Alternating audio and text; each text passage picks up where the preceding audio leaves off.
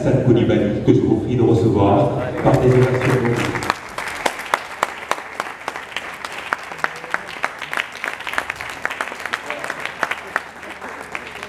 Je suis très heureux d'être sur la scène du TEDx Transpassam.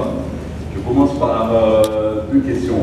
Est-ce que parmi vous, dans la salle, quelqu'un a déjà pris ses cours?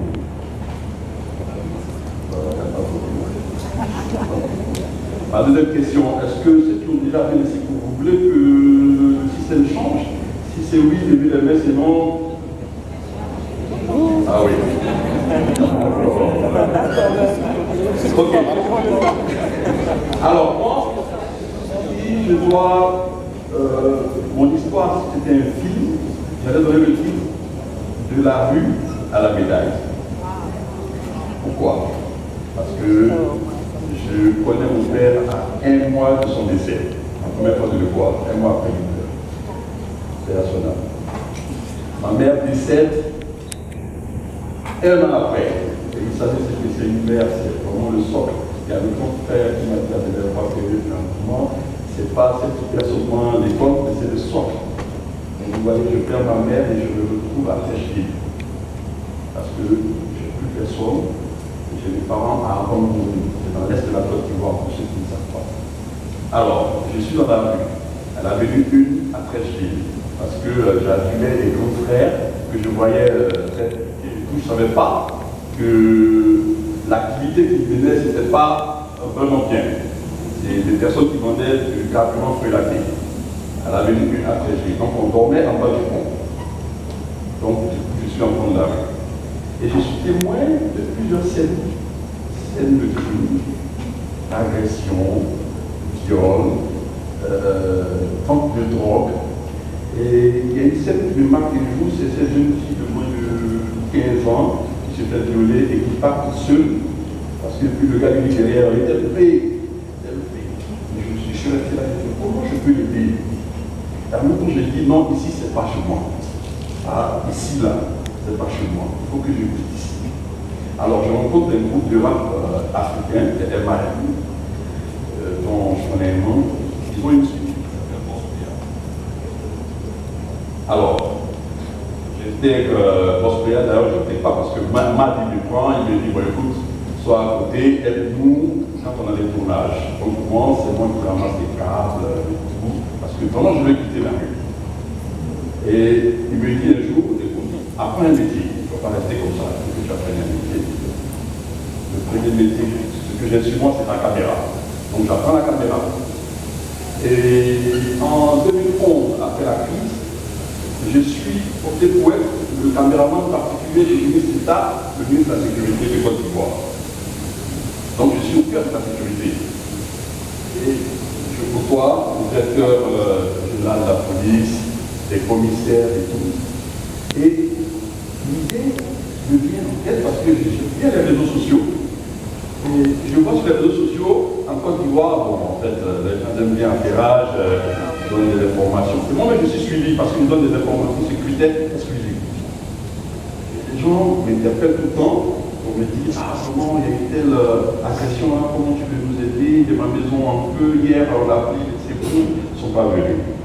Je dis, ok, qu'est-ce que je fais? Alors, je propose au directeur général de la police de se servir des réseaux sociaux pour recevoir des SOS, des appels, pour recevoir des requêtes. Il me dit, bon, écoute, essaie, parce que ça n'a pas de sécurité, donc essaie, on va voir comment ça marche. Je fais appel à un grand frère qui est là, qui est venu me soutenir, Marc Samson, qui lui me met à disposition du chat. Et vous connaissez où elle est en septembre 2015. Nous commençons 5 membres, 10 membres, 30 membres, on fait rentrer nos amis, on dit qu'est-ce que c'est. Alors, après, l'histoire qui fait connaître Policier Group, c'est un de nos membres qui se réveille un matin à 11h, de 9h à 11h, il voit devant sa porte. Il y a un véhicule qui est garé avec la clé à l'intérieur. Il fait une photo, il met sur la plateforme, on récupère la photo, on informe les services compétents et 4 minutes après sa publication, il y a une équipe du CCBio qui arrive. Et il fait un post pour dire, mais c'est pas possible, ce truc-là, ça marche. Parce que j'ai mis à peine de publier et la police est là. Donc ça marche et ça fait un boom. Les gens commencent à venir et tout. Et police dépasse ce que nous nous sommes dit dès le départ. Nous nous sommes dit que nous allons rapprocher la population de sa police. Parce que c'était difficile de joindre les numéros de secours, le 180, le 170 et tout. Nous avons commencé à faire maintenant les enfants disparus qu'on retrouvait. Je peux déjà vous expliquer l'histoire de cette petite Maëva qui a de 5e à 9 ans. Elle, sa passion, c'est les études. Et un matin, on a une publication de sa mère qui dit que ça fait 48 heures qu'elle ne retrouve pas Maëva.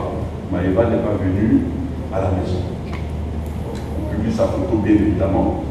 Et on reçoit un appel, enfin un message d'un membre. Ils m'ont dit, mais moi je suis professeur dans un lycée. Et cette petite-là, je l'ai vue ce matin en classe. Ça ne peut pas être possible puisque sa maman la cherche. Comment elle est en classe? On part, 3 administrateurs vont sur place. On arrive à l'école de Maëva. Effectivement, la petite en classe. On l'appelle, Maëva, qu'est-ce qui se passe? Ta mère te cherche, ça fait 2 jours. Pourquoi tu n'es pas à la maison? Moi, franchement, depuis la classe de CP1 jusqu'à maintenant, je suis plénière. Et ma maman a quitté la maison, on est dans une baraque, il n'y a pas d'électricité, j'en ai pas à étudier. Du coup, le trimestre, on vient de donner le résultat du trimestre, je suis 2e. Donc, moi, je ne suis pas content. Donc,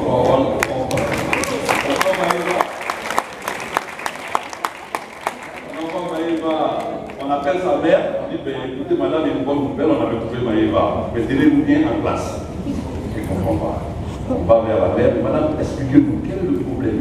Elle dit, ah, moi j'ai quitté le père de Maëva, je n'ai pas les moyens, ce que j'ai, je suis allé prendre une baraque que je paie à 7 000 francs. Il n'y a pas d'électricité, elle est dedans. Vraiment, c'est ce que je peux faire pour elle. Il y a une torche, si elle peut étudier, elle n'a qu'à se débrouiller. Police et pour encore, on fait une publication et on demande de l'aide aux gens. Dieu merci, la présidence de la République de Côte d'Ivoire nous appelle. Ils prennent en charge Maëva de la 5e à la terminale dans un internat avec promesse, si elle a le bac, d'aller continuer ses études en France. Donc, Maëva.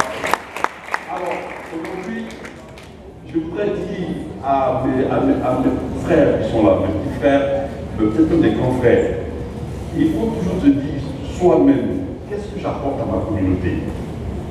Je suis mécanicien, je suis cordonnier, je suis maçon, qu'est-ce que j'apporte à ma communauté?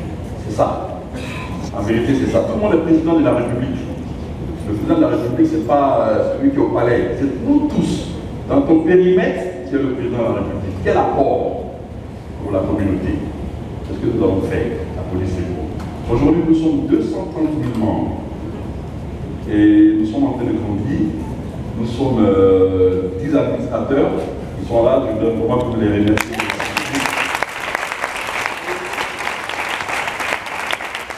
En plus, nous sommes bénévoles. Nous ne recevons pas un rond, un centime de qui que ce soit. Nous donnons les alertes avec notre téléphone, avec notre crédit data. Heureusement que le partenaire est là, et qu'à partir de ce soir,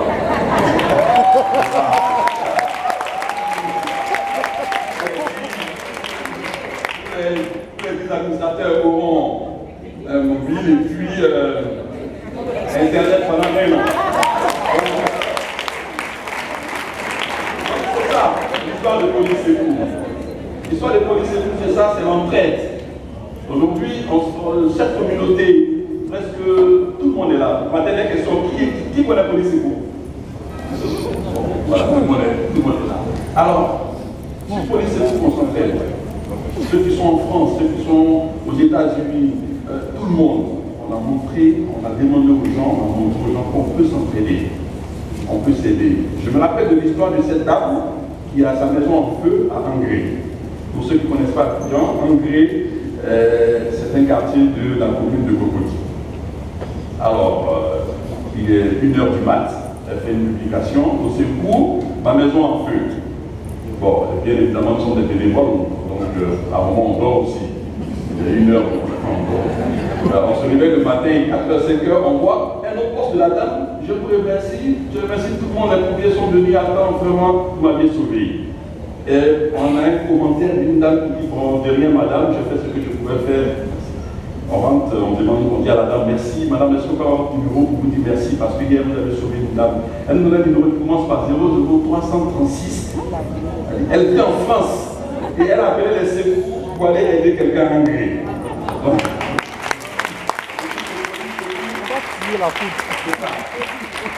la communauté. Et on ne s'arrête pas là. Nous, on a sacrifié notre 25, notre 31 décembre. On a des grandes nuits, le 24 décembre et le 31 décembre, c'est ce que je voulais dire, où tout le monde est en train de fêter. Nous nous sommes dit, non, on ne fête pas. On se met dans une salle, on recueille des informations d'ordre sécuritaire des autres que nous allons transmettre à la police. Et c'est ce que nous faisons. Chaque 24 décembre, chaque 31 nuit, et bénévolement, avec nos crédits data, avec nos smartphones. J'ai remis la tête depuis là. Le partenaire.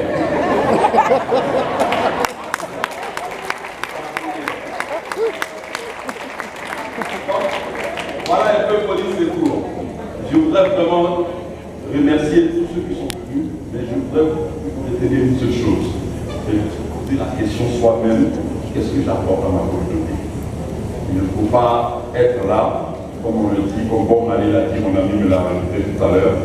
Il ne faut pas vivre pour que sa présence soit remarquée et pour que l'absence se ressente. Donc c'est ça un peu. Voilà un peu l'histoire de police que je vais commencer. Tout ça, remerciant les administrateurs Thomas